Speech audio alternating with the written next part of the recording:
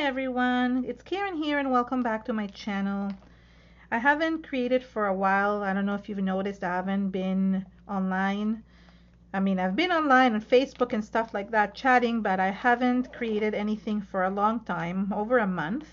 I've been having some personal issues that I've had to deal with, and I am back. I'm not really back. I actually decided that I will take this collection, which is a new collection from Prima. It's called Flirty Fleur, and I haven't been able to literally sit down in my craft room and create. And I thought, you know what? I want to go back to basics, back to how I started everything on my art journey, which is with scrapbooking. I love scrapbooking, and I actually haven't done a lot of it over the years. When I got into mixed media, I kind of put it aside, but I still love coming back to it and doing things with photos. And these are my favorite colors. You can see the aqua colors, and this is just such a beautiful collection, which I'm going to show you as I'm talking.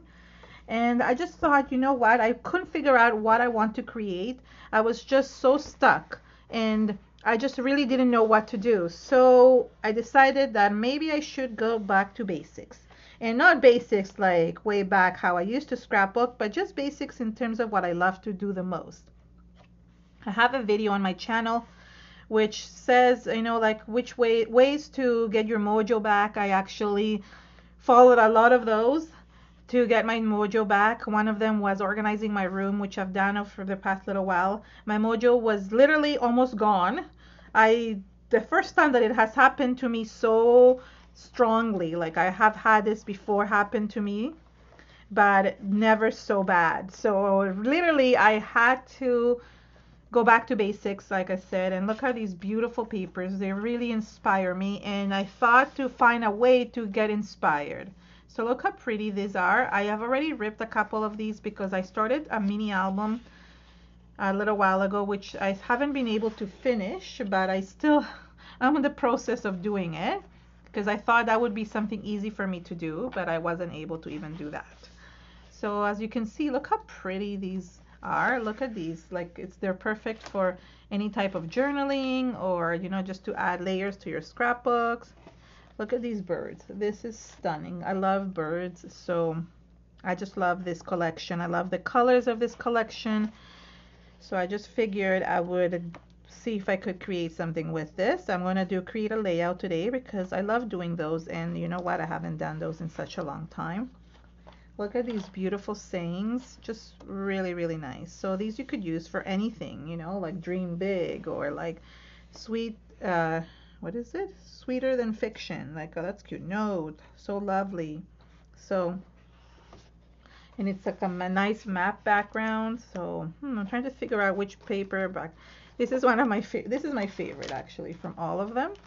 This is my favorite background, but I'm not sure if I'll use this one. It might be too busy. We'll see. I haven't decided yet. I might cover some of it. We'll see. We'll see. Let's play around. I want to show you also the beautiful flowers that come with this. Now Prima has these beautiful flowers, but also come with either a frame inside, like a paper frame, and some of them even come with little chipboards. How cute is that? So we have this one and this one. These are two that have frames. This is a different type of frame. Here's Say It in Crystals, so I like that. Here's another one with a frame, different one. These are stickers. Look how pretty these stickers are. So you see, like, there's lots to do, so you can use it for so many different things. And these are smaller frames. I think there's a stencil in here too. Wow, okay. Yeah, oh, there's a stencil in here as well. I didn't even notice that until now. And I also ordered the chipboard. I just recently came back to be on the Prima design team. I'm really excited about that. I am especially excited because I'm going to be focusing specifically on videos and live shows. So that's basically my main focus. But this is for my channel. And these are bought. I bought them myself. I didn't receive these yet, but I can't wait to get some new collections. In the meantime, I want to work with these. So I'm going to pick some paper that I want, and that's the one we're going to work with. So thank you so much for being supportive of my work and for waiting patiently. I appreciate that. all of you who sent me messages wondering if I was okay, thank you. I appreciate that as well. I am okay. I just had to deal with certain things, and I'm trying to get back into the swing of things. It's hard after a long time when you take a break to actually come back and start something new. So that's why I figured that I'll start something with basics. So here we go. Let's get started. One of the things that I wanted to show you is basically the whole process of how I do layouts. Since I haven't done them in a long time, I kind of want to go step by step through them. And I picked my favorite paper, which is this one, but it's a very busy paper. So I want to show you a trick on what to do when it's a very busy paper and you only want some elements from it. Now I'm doing this all live. Sorry, not live, but basically I'm doing this all recorded in real time because I really don't have time to go back and edit and do all these things. So I prefer doing it this way. I know it's a little bit of a longer video, but you can always fast forward, or there's a button right underneath the YouTube video where there's a little cog settings, and there you can actually make the video go faster, and that way you will hear me talking faster, but you can still basically get the gist of what I'm saying. So if you want to do that, you can do it as well.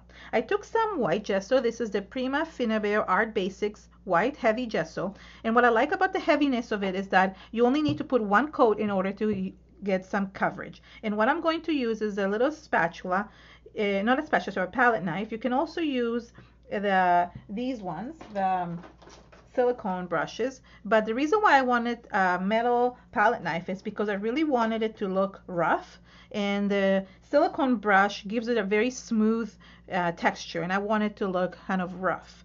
So what I'm going to do is I'm going to basically cover the edges. I want to center my picture around here, but these kind of things I don't want in it so much. So what I'm going to do is I'm going to basically cover some of these so they are not shown, and that way I keep what I want. So for example, the edges have these extra circles that right now I don't want to show in my picture, but you see how it becomes really texturized when I'm using it with the palette knife. So here I'm not going to be covering it all. I'm going to be covering just a part of it, and that way I get to cover only what I want. So some parts will be covered and some parts will not.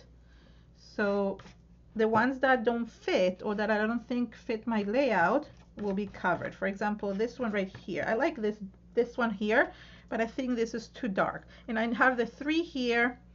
I can kind of cover the darker ones if I want to, and have a little bit of a lighter color coming down. So I don't need to like cover it all, but I like covering some of it, and that gives me a really cool effect.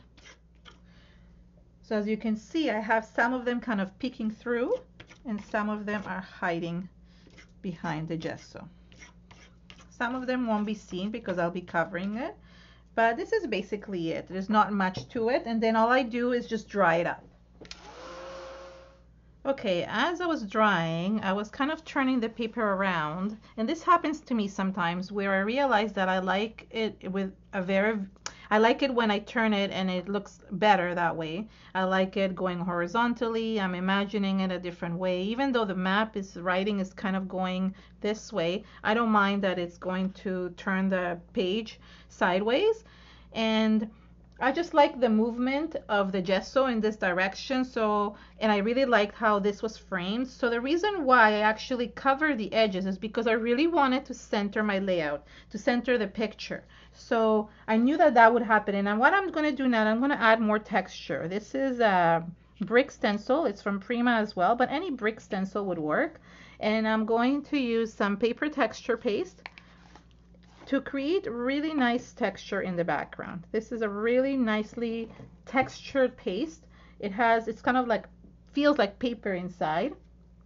And for this one, I am going to use my silicone brush because it's just smoother to do it over a stencil. Now make sure you wash this really well. because the grittiness of the texture will get in between the stencil. Now, because I'm focusing kind of in the center, I'm going to create a little bit of texture going down the page. So I will move the stencil around as soon as I reach the bottom, but I'm making it thinner at the top, and as I'm going downwards, it's gonna get longer and thicker.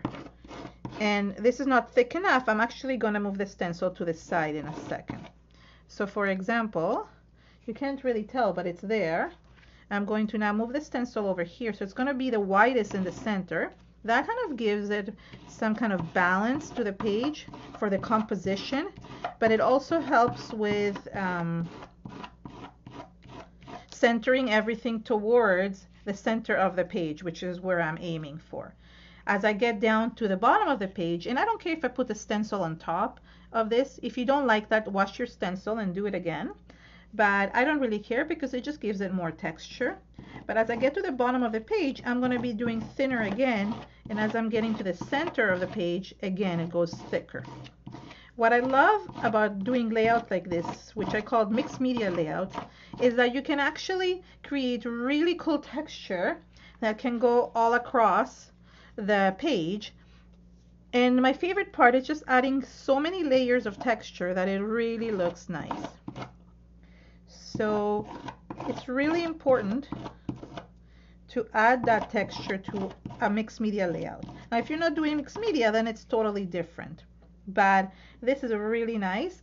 And any leftover that I have, I might just add here. It doesn't really matter. I can always add it later as well, or just clean it off and put it back in the pot. So it just looks really nice to have a little bit of texture. This is a really nice stencil. It's an old one, so I don't know if it still exists. I will check definitely to make sure that I put all the links below in the description area for everything. If not, I'll find something that is matching for this. But as you can see, it creates this really nice brick texture in the background. And I really love how it looks. I'm going to dry this up and then add the next layer. At this point in my layout, I usually add color, and I am going to add a little bit now, but you can also add at the end after you put all the embellishments. The good thing with color is that it can go in between the crevices of the texture and really show that beautiful texture that you have in the background. Now, you don't have to add color if you don't want to, and I add very little color usually. I'm actually only going to add the color, this aqua color that is in the background. And I picked a couple of watercolors. You can also use sprays if you want to. This is the Art Philosophy, and it's two different packagings. Now it's called Art Philosophy from Prima. These are the new ones. They're metallic pastel accents, and before they used to be called metallic accents. So this is the first one, and this is the second one, and I'm going to list both of them below, and you can pick the colors that you want and that fit your layout and everything else. And you can also use sprays if you want to as well that are in this color. You see, I really want to use these colors, but I wasn't sure which one would match perfectly, so I grabbed both of them. I'll show you the second one as well. It's a little bit more pastel looking. It's more light.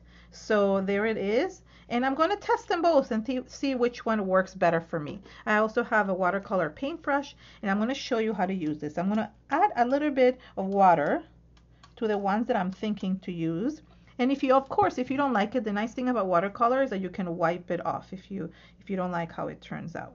So I always start in the center because that's where it's going to get covered. So even if it shows and you don't like it, you're fine because it's not going to show underneath the picture that I put on because my picture is kind of going in the middle. You also want to have a little bit of water so you can spray. And another option, if you don't want this to stain your page too much, you can always cover the whole page with clear gesso. I don't always do that, but it's a good way of protecting your page if you want to. Clear gesso will just protect your page and you will not see anything behind. I don't really mind about that, so that's why I just go on and add it directly to the page. Now, I think these are very similar. They might even be the same color. And what I want is I want to kind of spread the color around. So what it does is that it starts showing in between the embellishments. Now I'm focusing only wherever the brick texture is. I'm also going to try this darker color to see how it looks. Maybe it's a little bit too dark, so I'm not sure if I want it. Now you could, as I said, spray or add this as well. And if you don't like it, for example, this darker color I'm not too crazy about, you just grab a wipe and wipe it off. And then start again, so you can just add more color. Now another option you can do is spray the background first and then add the colors that you want, and they will just spread. Usually that works really well when it's on a art journal. So I think I'm really liking this one more, so I'm going to use it to just finish adding the color here. Now you don't have to add color, as I said, but it just looks really nice when you do. And the nice thing about these metallic ones is that they have like a metallic tinge to them. They're beautiful. They really shine. So either one, even whether you use this one or you use this one, they're very, very similar. And they have that metallic tinge that looks beautiful.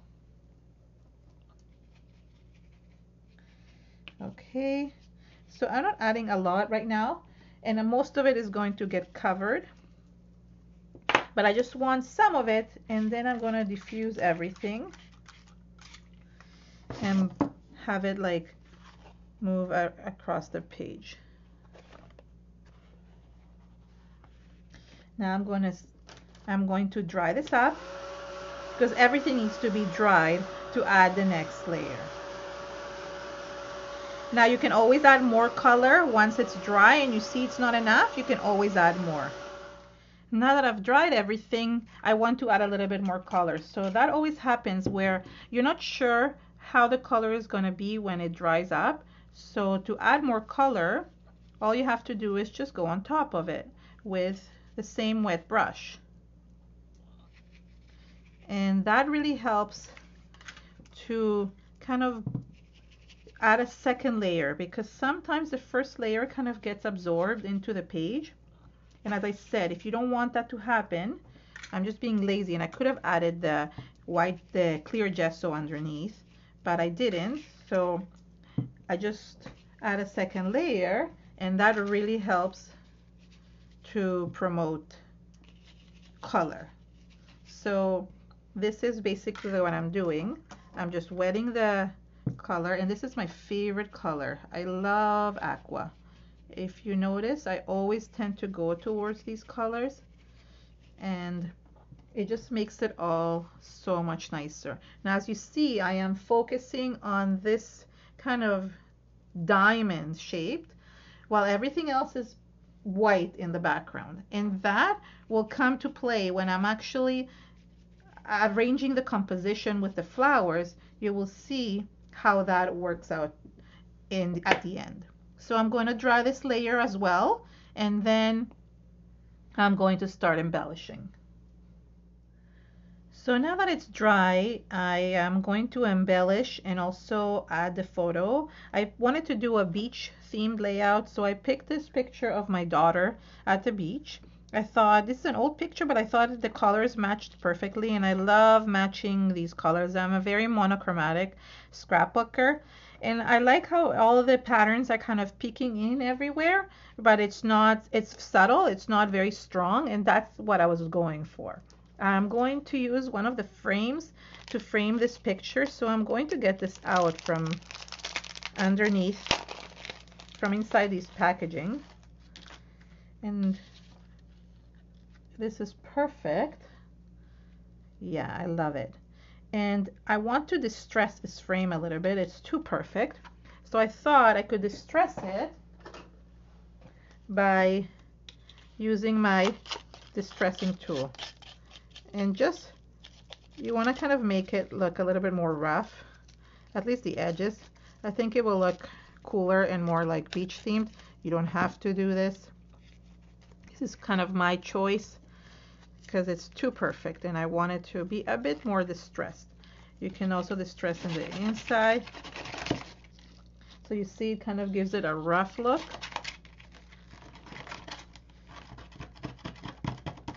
And any powder that goes on, I can either keep it there so it will give more texture, or you can always shake it off in the garbage. So you can use any distressing tool. Anything would work. I just really think it will look really cool when it's distressed. And if it rips a little bit, that's okay. That's part of it. You want it to look as distressed as possible. And as I said, you don't have to do that if you don't want. And I check, like, look, if it's distressed enough. Yeah, this is a little bit better. So, yeah, I really like it more distressed. Now I'm going to kind of embellish. So it's not fully centered. I am going to now embellish things, but what I want to do, and this is what I usually do, is that I glue the picture. And I'm going to use foam tape for that because I want to raise the picture a little bit. It is really important to raise it because you want to be able to tuck in flowers. Now you don't have to do this part. You can leave it flat, but I love raising it. Oops, maybe too much. Maybe I'll put 2 of these. So one on this side and one on the other side. This really helps to kind of make those 3D layouts. And then you can always, if you really love the photo, you could put it in some kind of frame, like a shadow box frame, or you can definitely just put it in a thick album, one of those D-ring albums. They fit perfectly. People always ask me, but they do fit perfectly. So I want to just fluff these flowers. Now another trick for using Prima flowers, they become flat as they're packaged, but you can always fluff them up and they look really good that way. I need more flowers. What do you know? Okay, let's see.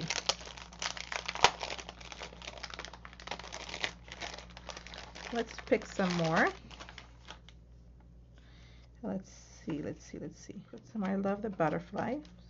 They come with these beautiful butterflies in this package, so I love that. We'll see. That looks really nice.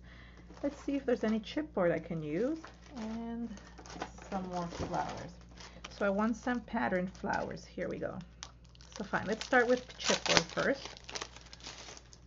I find this helps. So we'll find a title through the chipboard, but I think these flowers that kind of hang here towards the bottom, yeah, I like that.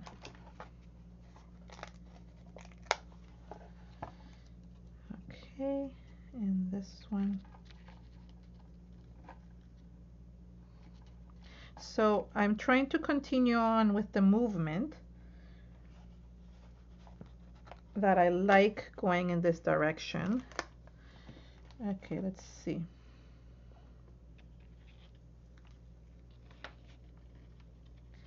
And I play around with things until I'm happy with how things look.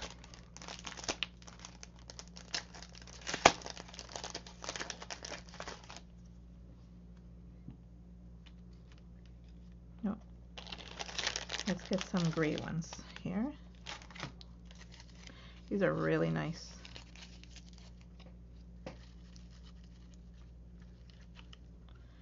So what I do, in order to center the flowers, in order to make everything around the picture, I put the thickest flowers, the biggest flowers, closer to the picture, while the bigger ones, while the smaller ones go towards the edges. So for example, this looks really nice here. So I don't want to cover the photo.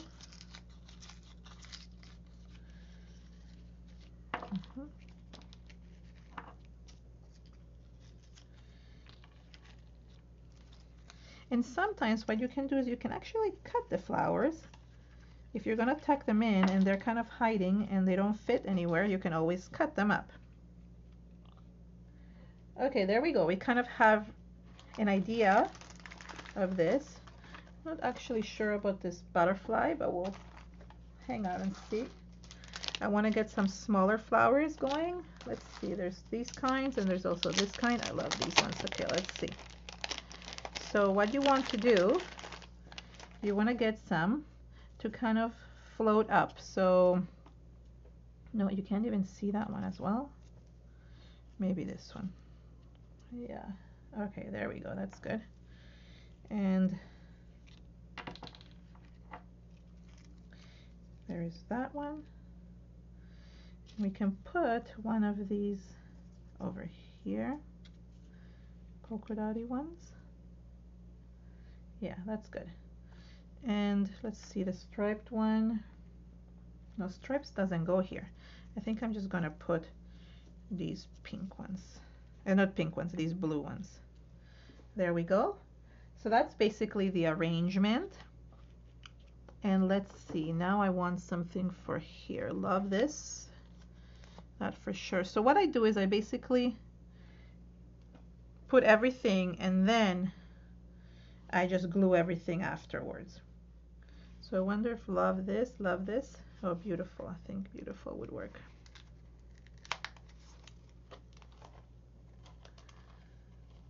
I mean, I can always grab titles from somewhere else, from the stickers. But I love when they're embellished like this. So let's see. Where could I put the beautiful sign?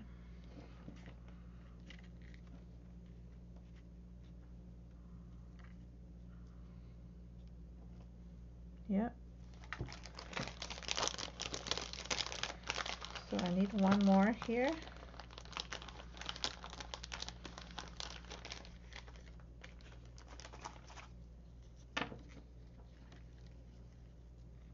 So you learn with time how to arrange flowers. That just kind of happens with time. And of course I love these. These look perfect, but I'm going to add these at the ends because there's just too much going on right now that I need to kind of figure things out. And I wonder if this butterfly would look better. Let's see. I want to fluff it up. Oh, these butterflies are gorgeous. Yeah, I think that one looks better. So yeah, I'm going to leave that one aside. And I just want to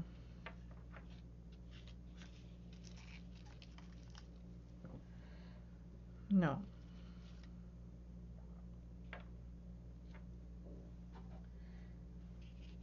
So I think this is it for the layout so far. I'm going to glue everything the way it is, okay? So just bear with me until I glue everything, and then I'm going to show you what else I'm going to do. But I'm not going to show you my gluing process because it's just silly to show you how I glue. But I am going to use Fabri-Tac glue to glue everything. You could use gel medium. You basically use anything you want. So as you can see, I glued all the flowers. And I actually went like this and just kind of flattened everything up a little bit so it doesn't stick out as much. And I can show you like sideways. It's not so bad. It's not so thick. And now I want to add a little bit of these satin crystals. All the collections come with these beautiful satin crystal beads. And I love these. I love these colors. So I had to get myself this, of course. And I'm going to add some of this to kind of embellish. The way I do it is that I tend to put the, as I said, the bigger ones kind of closer to the layout, and then the smaller ones further away. I'm going to put some of these as well. And it really adds beautiful texture to the layout. I love it. And some here. So I'm kind of embellishing everywhere. And a little one over here.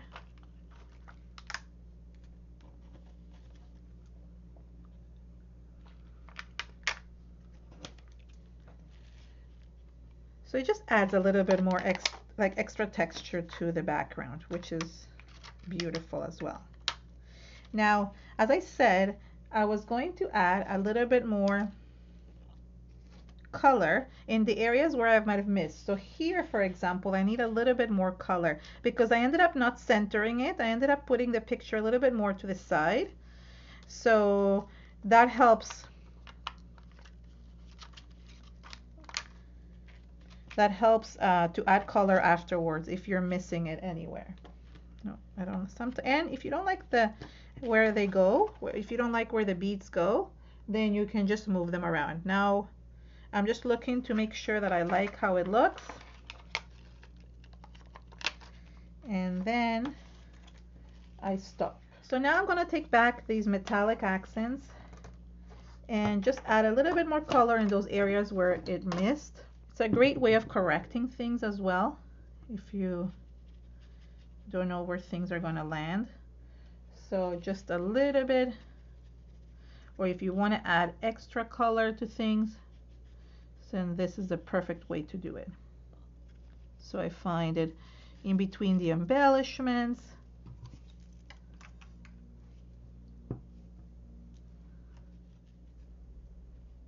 And the last little touch that I want to do is I want to take the paper texture again, and this I love doing with different textures or even with white gesso, but I really want to grab the paper texture today. And using a paintbrush, usually it's best if it's like a hard paintbrush, maybe one of the old paintbrushes. You can use a spatula as well, or a palette knife. I'm going to add white highlights to the flowers. This kind of tends to blend everything in and match everything to the background. It's a subtle look, but it really makes a huge difference. So you can add as little as much as you want. You don't want to cover the whole flower, but you do want to add texture. And you can do this as well to the frame if you want it to look more distressed. I love these frames that come with these flowers. Amazing, amazing. I love it. So this is it. This is basically my layout. And of course I could add more texture if I want in different places. That's up to me. You could just go in, like you see, like add a bit more texture. You can still see some of the brick in the background, but although most of it is hidden, you can really see some of the texture that I've added in different places. So that's why I just find that layers help. Layers upon layers help a lot, and you can just basically build up. And you don't have to add all the layers if you don't want to. This is why you can choose between what you're wanting to add and playing around with the layout. So I hope you liked my tutorial today. If you liked my video, please give it a thumbs up and share it with your friends on social media. It's really important for me to be supported. And also, you know, if you liked it, then that means that by sharing it, you help me create more videos. So if you like my video, give it a thumbs up, share it, and just subscribe to my channel if you don't already. And I hope I inspired you, and if you create something with this collection inspired by me, please share it with me. If you don't want to share it in public, then go ahead and share it on Facebook in a messenger. I'd love to see it. Thank you so much and have an amazing day. Bye.